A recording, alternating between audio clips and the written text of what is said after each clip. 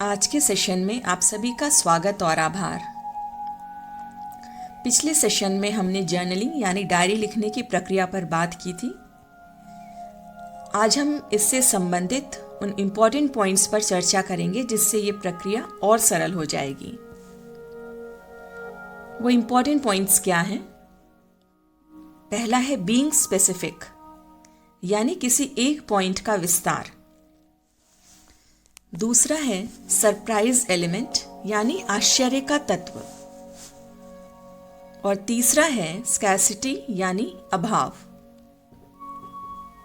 जब हम इन पॉइंट्स को अच्छे से समझ जाते हैं तो हम एक सही तरीके से कृतज्ञता प्रदर्शित कर सकते हैं। हमारी डायरी लिखने की प्रक्रिया अधिक प्रभावी हो जाती है और तब उसके परिणाम भी हमें जल्दी मिलते हैं और अच्छे मिलते हैं।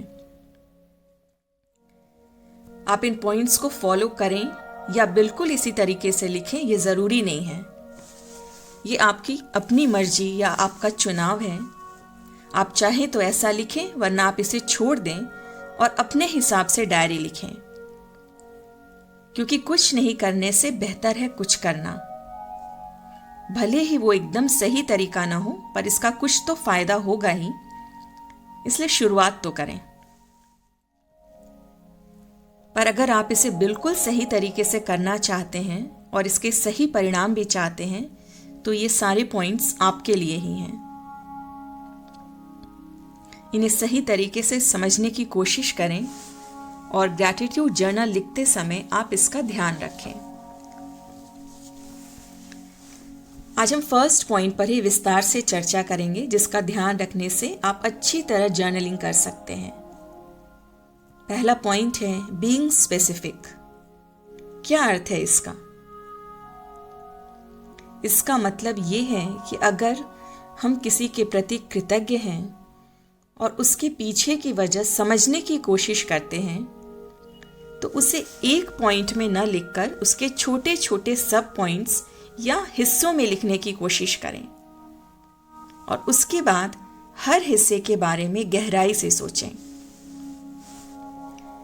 आइए इसे एक उदाहरण से समझते हैं।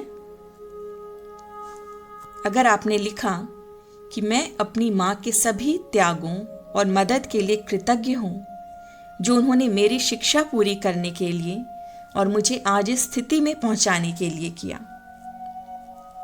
ये तरीका भी सही है, अच्छा है, पर इससे बेहतर और सही तरीका क्या हो सकता है जिससे ये और ज़्यादा कृतज्ञता से भरा हो? ऐसा तरीका जिससे इस वाक्य को कोई भी पढ़े तो उसे सरलता से समझ में आ जाए कि हम वास्तव में किसके प्रति और किस बात के लिए कृतज्ञ हैं और उसे कितनी गहराई से महसूस करते हैं। यानी ऐसा तरीका जिसे पढ़ते ही आपकी भावनाएं पूरी तरह स्पष्ट हो जाएं।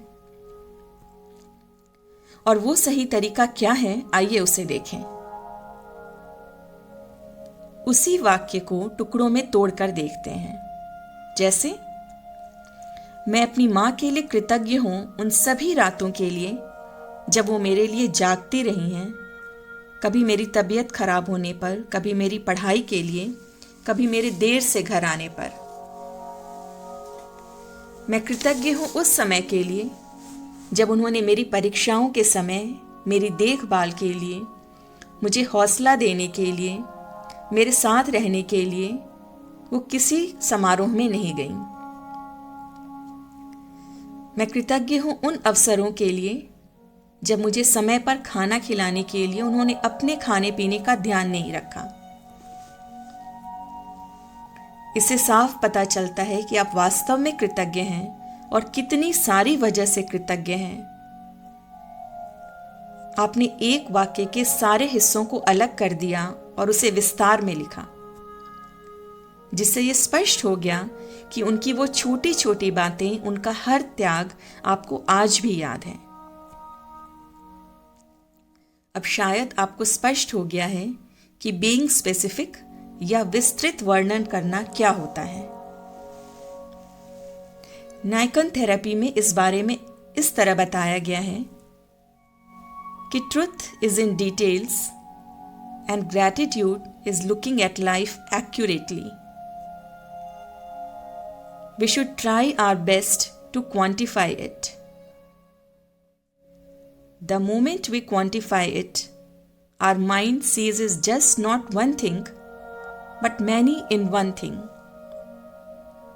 So it becomes many reasons to be grateful.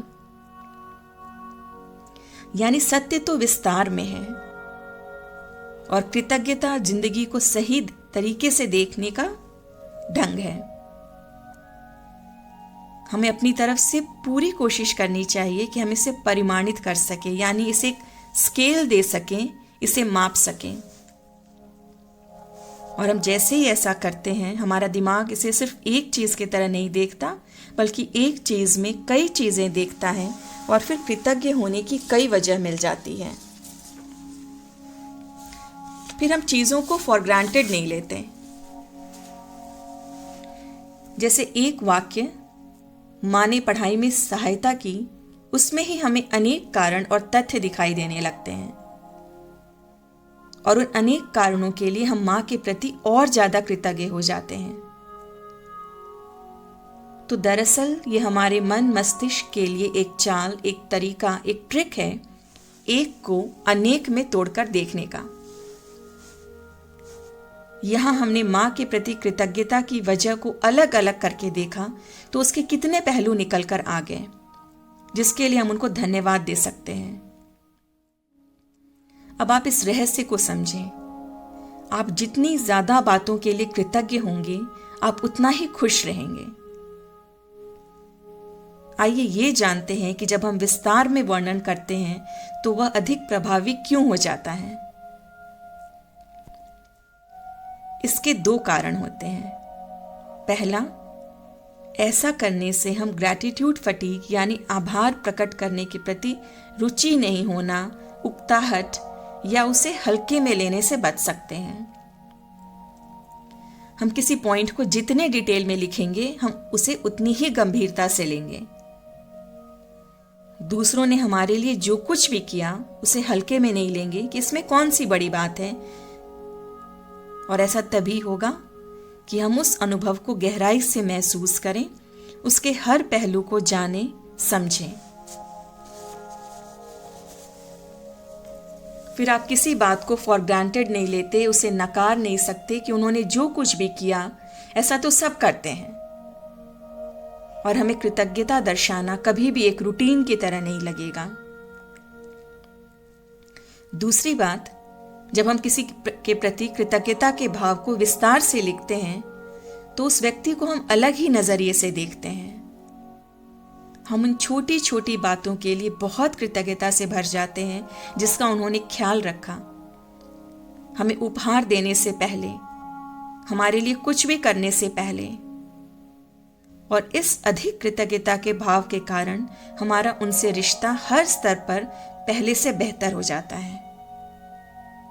ये छोटी छोटी बातें एक बड़ा रूप ले लेती हैं। जैसे मान लीजिए आपके दोस्त ने आपको एक गिफ्ट दिया जिसे आप काफी समय से लेना चाह रहे थे, तो स्वाभाविक है कि आप अपने मित्र के प्रति कृतज्ञ होते हैं। लेकिन अगर आप अपने मित्र के द्वारा उपहार लेने के लिए किए गए प्रयासों पर ध्यान देंगे तो आप महसूस करेंगे कि उसने कितना कुछ किया है उस एक गिफ्ट को लेने के लिए।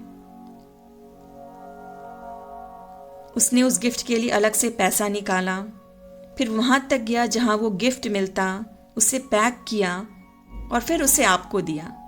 और ये सब किस लिए? आपके चेहरे पे वो खूबसूरत सी स्माइल देखने के लिए। अब बताइए, क्या आप उस व्यक्ति से और ज्यादा प्रेम नहीं करेंगे? अब आपको सिर्फ वो उपहार नहीं बल्कि उसे लाने वाले की मेहनत भी दिखेगी।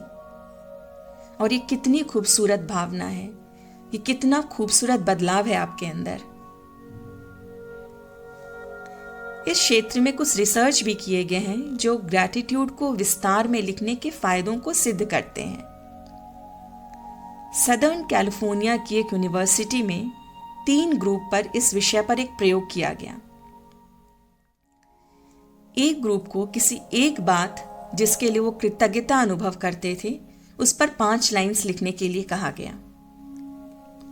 दूसरे ग्रुप को 5 वैसी बातें जिसके लिए वो कृतज्ञता अनुभव करते थे उन पर एक एक लाइन लिखने को कहा गया, और तीसरे ग्रुप को लिखना था कि वो किस तरह दूसरों से बेहतर थे। ये प्रयोग उन्हें 10 हफ्ते तक करना था, और अंत में ये पाया गया कि जिस ग्रुप में एक पॉइंट पर 5 लाइंस लिखी वो दूसरे ग्रुप्स की अपेक्षा ज़्यादा एनर्जेटिक, ज़्यादा खुश, ज़्यादा उत्साहित और कम थके हुए थे। उन दूसरे ग्रुप्स की अपेक्षा जिन्हें 5 अलग अलग बातों के लिए एक एक लाइन लिखी थी, या वे कैसे बेहतर हैं इस विषय पर लिखा था। अंतर सिर्फ यही था कि उन्होंने एक ही चीज पर ध्यान दिया, उसके बारे में विस्तार से लिखा, उसके बारे में गहराई से सोचा, उसे अनुभव किया, और इस वजह से उन्हें इसके अच्छे परिणाम मिले। इसलिए ये बहुत महत्वपूर्ण है कि आप हर पॉइंट, हर डिटेल को महत्व दें, उसे हल्के में ना लें। आज इस विषय पर इतना ही। हम अगले सेशन में सेकेंड पॉइंट यानी सरप्राइज एलिमेंट पर बात करेंगे। तब तक जर्नल लिखने से पहले इस पॉइंट का ध्यान रखें और इसके अच्छे परिणाम को महसूस करें। हमें ये मौका देने के लिए आपका धन्यवाद। हमारी यही कामना है कि आपका जीवन खुशियों से भरा हो और हर दिन पहले से बेहतर हो।